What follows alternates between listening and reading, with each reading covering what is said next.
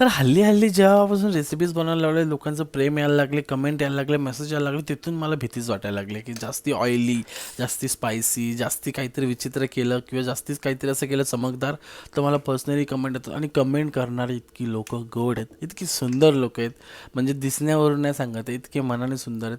काहीही पोस्ट केलं, काहीही टाकलं, काहीही शेअर केलं, कशाहीबद्दल बोललं की ते प्रत्येकजण आपलं समजून, आपलंच बोलून असं सगळ्या गोष्टी सांगत असतात आणि मला मजा येते. त्यामुळे ना मी पण थोडंसं असं झालं की कसंही नाही आणि खूप जास्ती ओव्हरही नाही. त्यामुळे लाईट, डिसेंट, साधंसं, सोबतसं असं बनवतं.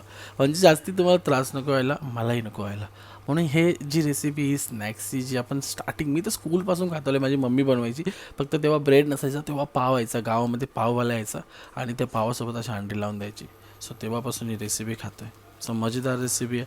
ट्राय करा, मजा करा आणि कमेंटमध्ये इज्जत द्या. इज्जत मीन्स असं नाही